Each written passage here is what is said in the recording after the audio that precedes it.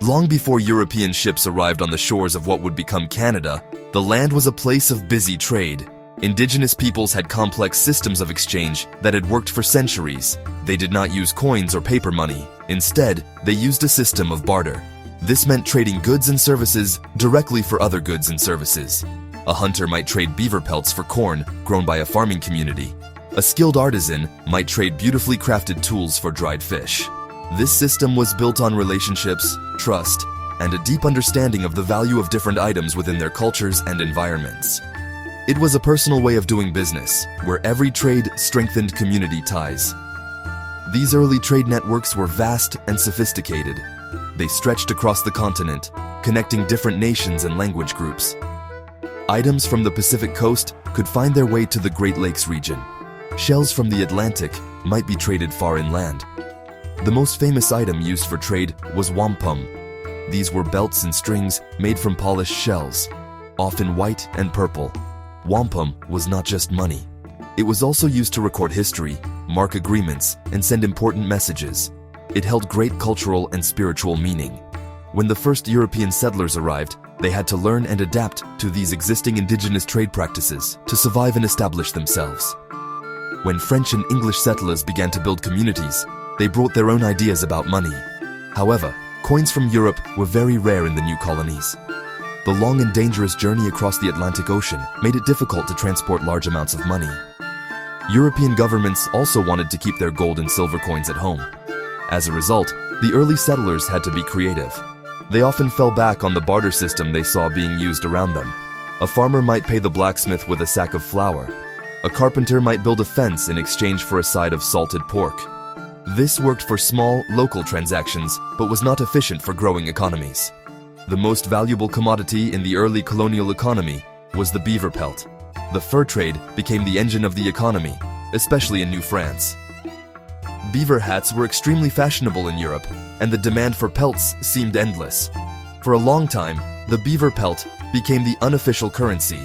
Its value was understood by everyone, from indigenous trappers to French merchants and royal officials. Prices for goods were often set in terms of beaver pelts. While this system worked, it had its own problems. The quality of pelts could vary. Their value could change with European fashions, and they were difficult to carry around for everyday shopping. A more convenient and standard form of money was clearly needed. Life in the colony of New France was growing more complex by the mid-17th century. Small settlements were turning into bustling towns like Quebec and Montreal. There were soldiers to pay, supplies to buy, and merchants trying to run their businesses. The barter system, which relied on trading goods like beaver pelts or wheat, was becoming slow and clumsy. Imagine trying to pay a soldier for his service with a pile of furs, or trying to buy a loaf of bread and getting change in feathers. It was not a practical way to run a growing society. People needed something that was easy to carry, had a set value, and was accepted by everyone. They needed official money. The French government in Paris was aware of this problem. The officials in New France, like the intendant Jean Talon, sent many letters back home explaining the difficulties. They argued that the lack of a proper currency was holding back the colony's development. Without coins, it was hard to collect taxes, pay for public works, or encourage trade beyond the fur trade. The economy was stuck. Soldiers and government workers were often paid with credit notes or promises of future payment, which they could then try to trade for goods. This created a complicated and often unfair system where some people lost money because the value of these notes was not guaranteed. King Louis XIV of France understood that a successful colony needed a stable economy. A strong New France would bring more wealth and power to his kingdom. He listened to the requests from his officials across the ocean. He knew that sending a large shipment of French coins was not the best solution. Those coins would likely be used by merchants to pay for goods from France and would quickly leave the colony, creating the same shortage all over again. The colony needed its own distinct money, something that would stay and circulate within New France. This would help the local economy grow and make the colony more self-sufficient and easier to govern. The decision was made to create a special coin just for use in the French colonies in North America. This was a very important step. It was a sign that the king saw New France not just as a remote trading post, but as a permanent and important part of his empire. The new coin would provide a standard unit of value for all transactions. A baker, a soldier, and a farmer would all know exactly what the coin was worth. This would make trade simpler, fairer, and more efficient. It was a move designed to bring order and stability to the chaotic economic life of the colony and lay the foundation for future growth and prosperity. In 1670, a ship arrived in New France, carrying a special cargo from the King of France, Louis XIV. This cargo contained the colony's very first official coins. This was a significant moment for the settlers who had struggled for so long with barter and trade goods. The coin was specifically created for use in the French colonies in America. Its official name was the double tournois, but it was often called a sol. It was not made of precious metal like gold or silver, which the king wanted to keep in France. Instead, it was made of copper, a much more common and less valuable metal. This was a deliberate choice to ensure the coins would circulate within the colony, rather than being hoarded or shipped back to Europe. The design of the coin was simple but powerful. On one side, known as the obverse, was the crowned letter L for King Louis XIV. This was a clear symbol of royal authority, reminding everyone in the colony that they were subjects of the French crown. Above the L was the royal crown, and below it were 3 fleurs-de-lis, the famous symbol of France. The inscription around the edge read LVD, T, Fa, Et, Nav, Rex, which is Latin for Louis XIV, King of France and Navarre. This design made it clear that the coin was official and backed by the most powerful person in the kingdom, giving people confidence in its use. On the other side of the coin, the reverse, was the inscription Double de l'Amérique Françoise, which means double of French America. This text explicitly stated where the coin was meant to be used. The year of issue, 1670, was also stamped on this side. In the center was a large cross. This design was not just practical, it was also symbolic. It connected the coin directly to the identity of New France and its people. For the first time, settlers held in their hands a piece of money that was made just for them, a small copper disc that represented their place in the vast French Empire and the beginnings of a unique colonial economy. The value of the coin was set by the king. The double tournois was worth 2 deniers tournois, which was a very small unit of account in France. To make the coins more attractive to use in the colony, the king declared that they would be worth more in New France than they were in France. This was a common practice to try and keep coins from leaving a colony. In everyday life, it was a low-value coin, useful for small purchases like buying bread, milk, or a drink at the tavern. It was the pocket change of its day. While it wasn't worth a lot, its existence made a huge difference in the daily lives of the colonists, making simple transactions much easier than before. The arrival of the 1670 copper coins had an immediate and positive impact on the daily life of New France. For the first time, people had a convenient way to handle small, everyday transactions.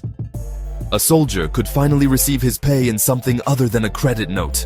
A farmer could sell her vegetables at the market and receive coins that she could then use to buy cloth or tools. This made the local economy run much more smoothly. It helped to create a more stable and predictable environment for small businesses and workers. The coins helped to move the colony away from the cumbersome barter system and toward a modern monetary economy, which was a big step forward. However, this new system was not without its problems. The biggest issue was that there were never enough coins. The initial shipment from France was not nearly large enough to meet the needs of the growing population and expanding economy. The coins were quickly absorbed into circulation, and shortages soon became a common complaint once again. People would hoard the coins because they were so scarce, which made the problem even worse. This constant lack of currency meant that barter and the use of credit never truly went away. People had to continue using a mix of systems, which kept the economy from being as efficient as it could have been. Another major challenge was the coin's value. Because it was made of copper and not a precious metal, its value was based only on the king's decree. People were sometimes suspicious of this. Furthermore, the coins that were sent were not always of the best quality. Over time, they would wear down, becoming thin and hard to read. This wear and tear could make people less willing to accept them, fearing they were not worth their official value. This problem of maintaining trust in the currency was a constant struggle for colonial administrators.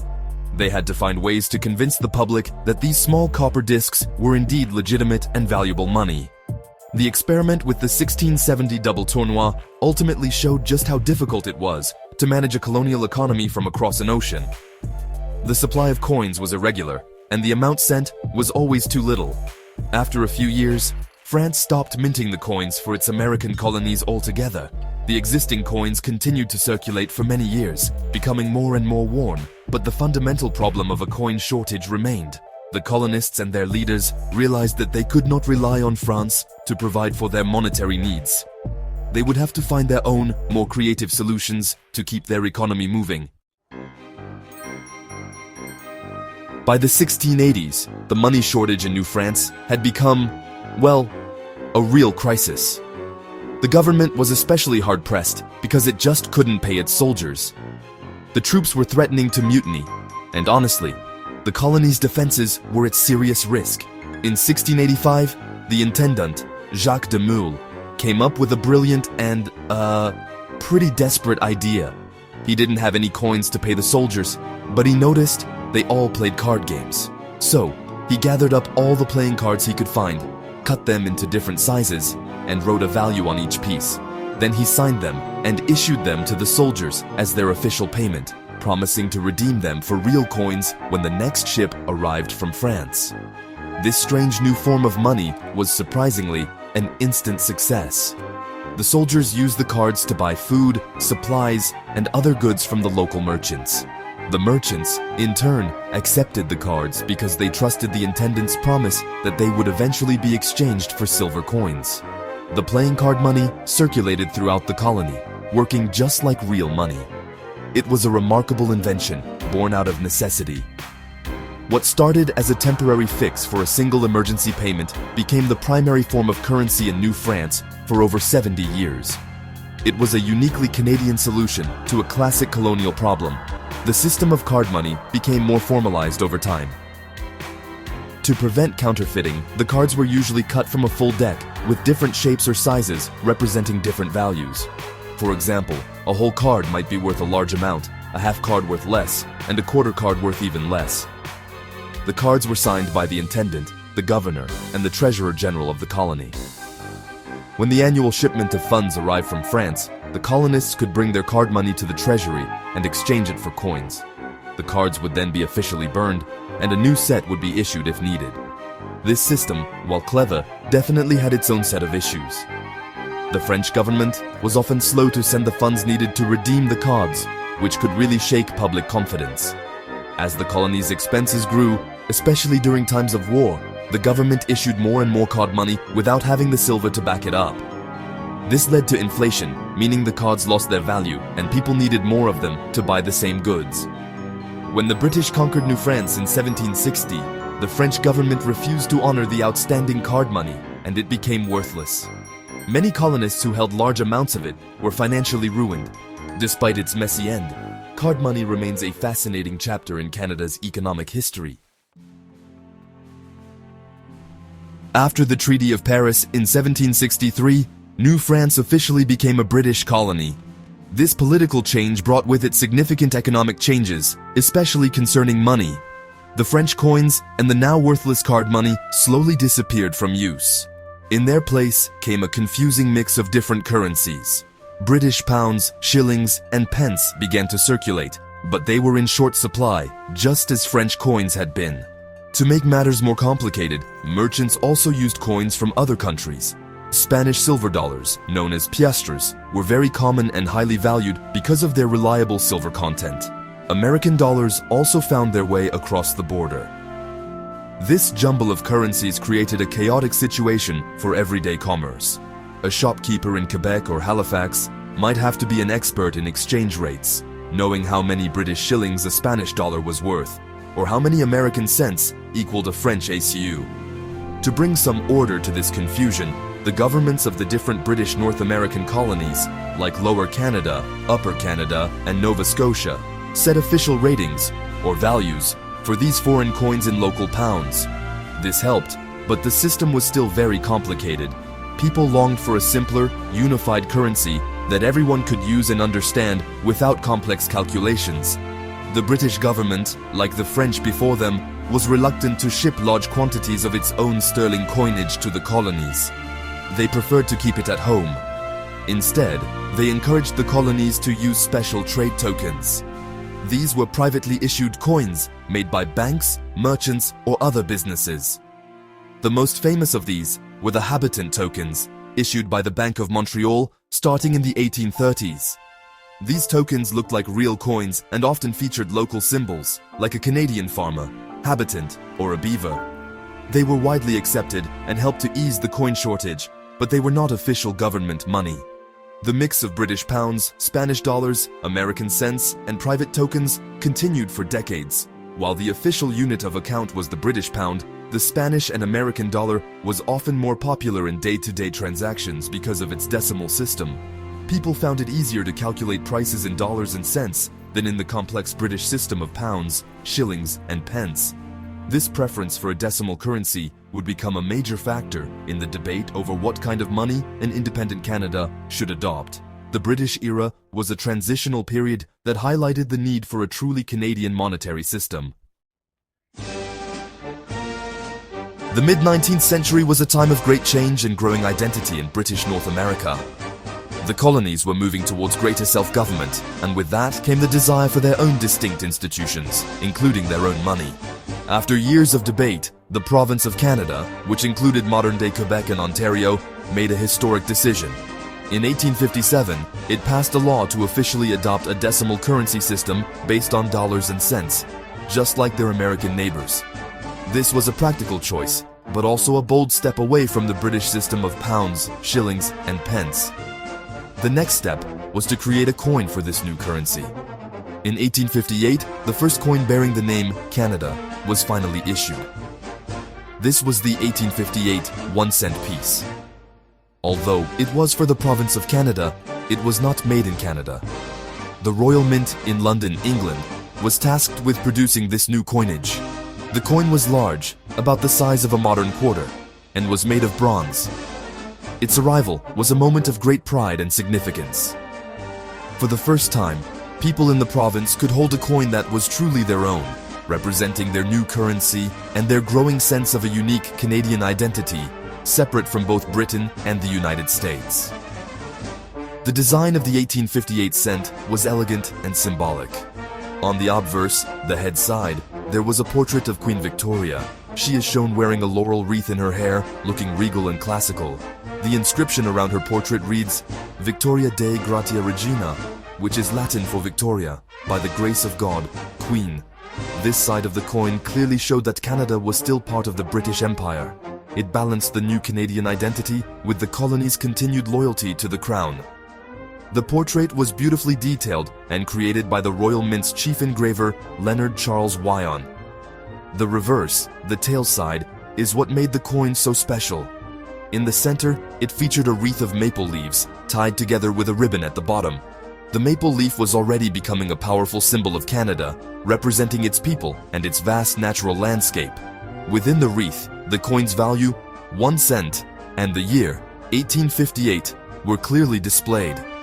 Above the wreath, in a gentle arc, was the single, powerful word, Canada. Seeing that name on an official coin was a profound statement. It declared to the world that Canada was a distinct entity with its own economic future, marking a key milestone on the path to nationhood. The 1858 1-cent piece was more than just a convenient piece of currency. It was a symbol of Canada's journey toward nationhood. Its creation showed that the province of Canada was capable of making its own decisions about its economic future. By choosing a decimal system based on the dollar, Canada was asserting a measure of economic independence from Great Britain. It was a practical decision that aligned the colony with the dominant currency of North America, making trade with the United States easier.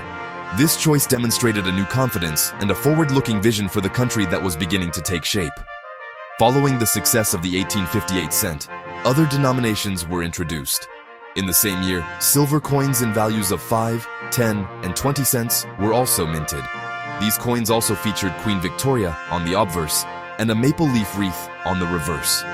Together, these coins formed the basis of the new Canadian decimal currency system. They provided the people with a full set of official government-backed money for transactions of all sizes. This standardization was crucial for building a unified internal market and strengthening the economy in the years leading up to Confederation in 1867. When the Dominion of Canada was formed in 1867, uniting the provinces of Canada, Nova Scotia, and New Brunswick, the new country needed a single national currency. The decimal system, based on the dollar, which had been pioneered by the province of Canada, was adopted for the entire nation. The new Dominion government began issuing its own coinage in 1870. These new coins were similar in design to the 1858 provincial coins, featuring Queen Victoria and the maple leaf, but they now represented the entire country from the Atlantic to the Great Lakes. This unified currency was a powerful tool for knitting the new nation together. The establishment of a national currency was a fundamental step in building the new country of Canada. A shared currency helped to break down old colonial barriers and foster a sense of common identity and purpose. It made trade between the provinces seamless and helped to build a strong national economy. The journey that began with the first simple copper coin in 1670 and passed through the creative era of card money and the confusion of mixed currencies had finally led to a modern, independent monetary system. These coins were not just metal discs, they were the building blocks of a new nation's economic sovereignty. The story of Canada's first coins is the story of Canada itself. It is a tale of moving from dependence to independence, from a collection of remote colonies to a unified nation. The journey began with the 1670 double tournois, a humble copper coin that represented the French king's authority and his attempt to bring economic order to a distant land. Though it was scarce and ultimately insufficient, it was the first time that money was created specifically for use in what would become Canada. It marked the beginning of a long and often difficult process of developing a distinct economic identity in North America. The challenges faced by these early coins, especially the chronic shortages, forced colonists to be resourceful. The invention of playing card money in New France is a testament to this Canadian spirit of innovation and pragmatism. It was a unique solution to a problem that governments in Europe could not or would not solve. This period taught a valuable lesson. If Canada was to thrive, it could not always rely on its colonial rulers. It would have to find its own way and create its own solutions. This spirit of self-reliance would become a defining characteristic of the country's development. The arrival of the 1858 cent, with the word Canada proudly displayed above a wreath of maple leaves, was a turning point. This coin was a clear and powerful declaration of a new identity. It symbolized a confident step towards self-government and economic independence. By choosing the dollar and the maple leaf, Canadians were defining themselves and their place in the world. This coin, and the national currency that followed after Confederation in 1867, provided the economic glue that helped to bind a diverse and widespread population into a single country. Today, when we look at the coins in our pockets, we can see the legacy of this long history. The Royal Canadian Mint, established in 1908, is now one of the most respected mints in the world, a symbol of Canada's complete monetary independence. The symbols on our coins, from the maple leaf to the beaver, connect us to our past and tell the story of our country's journey. From the first French copper sol to the modern Canadian dollar, coins have been more than just money. They have been markers of our history, symbols of our identity, and tangible pieces of Canada's long and fascinating journey to becoming the nation it is today.